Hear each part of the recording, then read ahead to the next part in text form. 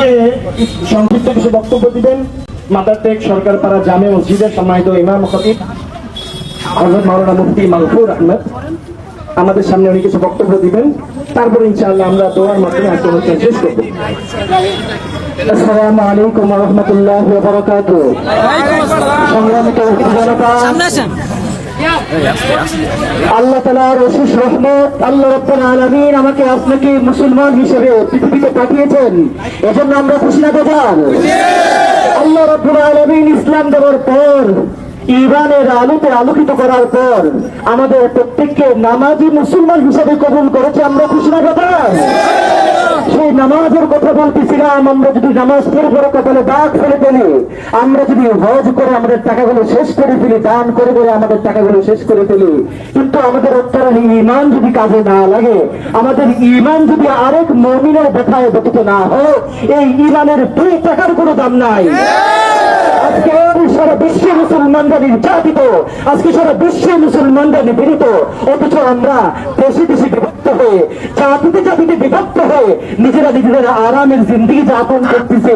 অথচ আমার নবী বলতেছে, সকল মুমিন, সকল মুসলমান এক দেহের মতো।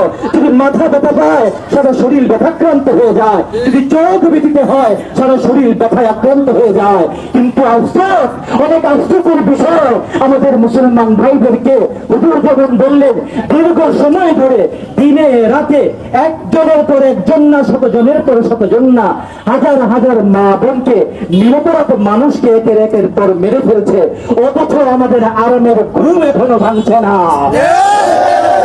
সংগ্রামিত জনতা, যদি আমরা নিজেদেরকে মুসলমান বলে দাবি করতে চাই, প্রত্যেকের দুঃখে আমাদের দুঃখী হইতে হবে, প্রত্যেকের কষ্টে আমাদের কষ্ট অনুভব করতে হবে। আজকে আমরা বাংলাদেশ নামক কাঁটাতারে আবদ্ধ, জাতীয়তাবাদের কাঁটাতারে আবদ্ধ, গণতন্ত্র সহ সমাজতন্ত্র সহ কত রকম জালে আবদ্ধ। সেই জাল থেকে বের হয়ে ইসলামের জন্য আল্লাহ রাব্বুল আলামিন আমাদেরকে পাঠাইছেন তো খলিফা হিসেবে। নতুন করে খেলাফত নিয়ে আলোচনার কথা আছে কি করে? আল্লাহ ফেরেশতাদেরকে বলেছে, আমি মানুষ পাঠাবো না, দুনিয়াতে খলিফা পাঠাবো। খলিফা হইতে কারো কারো রাজি আছে? কবুল করো। আমরা শুধু আজকের এই মিছিল আমাদের শেষ কথা না, আমাদের বিবেককে জাগ্রত করি। ঈমান যখন জাগবে, সেই ঈমান কোক কোনটা, পেপসি কোনটা, মজু কোনটা, সেটা চিনাইতে সাহায্য করবে। এই জন্য আমরা নিয়োগ করি 5 ওয়াক্ত নামাজ ইনশাআল্লাহ পড়বো। ইনশাআল্লাহ আমরা পুরো বিশ্বে মুসলমানরা নিপীড়ন থেকে মুক্তি পাওয়ার জন্য দোয়া যেমন করব, তেমনি ভাবে নবীজি যেমন রক্ত ঝরিয়েছেন, যে নবীর গায়ে মশা কামড় দিত না, মাঝি বসত না, সেই নবীর গায়ের রক্ত ঢেলে দিয়েছেন ইসলামের জন্য। সেই রক্ত দেওয়ার জন্য আমরা প্রস্তুত আছি কিনা? সেই বড় কাফেলার চলমান শুরু হলো ঘাম ঝরানোর মাধ্যমে। এই জন্য ইনশাআল্লাহ দেশ থেকে দেশান্তরে, সমাজ থেকে সমাজে, পরিবার থেকে শুরু করে যতটুকু সামর্থ্য আছে, সকল দিক থেকে আমরা কাফের মুশরিক, বিশেষ করে মুসলমান নাম হওয়ার পরেও যারা ইসলামকে ধ্বংস করতে চায়, তাদের বিরুদ্ধে আমরা সর্বাত্মক জিহাদ ঘোষণা করলাম। চিন্তা দিয়ে, চেতনা দিয়ে, দোয়া দিয়ে, কেনা বেচা চলা সহ সকল ক্ষেত্রে তাদেরকে বয়কট করলাম। আল্লাহ রাব্বুল আলামিন আমাদেরকে কবুল করো।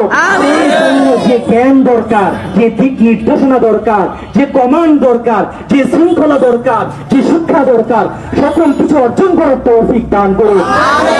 আর কষ্ট দিব না, অনেক কষ্ট করেছেন, আপনাদের সকলের কষ্টকে আল্লাহ কবুল করুন। আমাদের ময়দানে রক্তাক্ত ফিলিস্তিনিদের সাথে সাথে আমাদের এই ঘরমাক্ত সকল মুসলমানকে আল্লাহ রাব্বুল আলামিন উত্তোলন করুক। সকলে বলি অনেক রোজাদার আছেন, ইনশাআল্লাহ আপনাদের সকলকে জাযায়ে খায়ের নসিব করুন আল্লাহ রাব্বুল আলামিন। এখন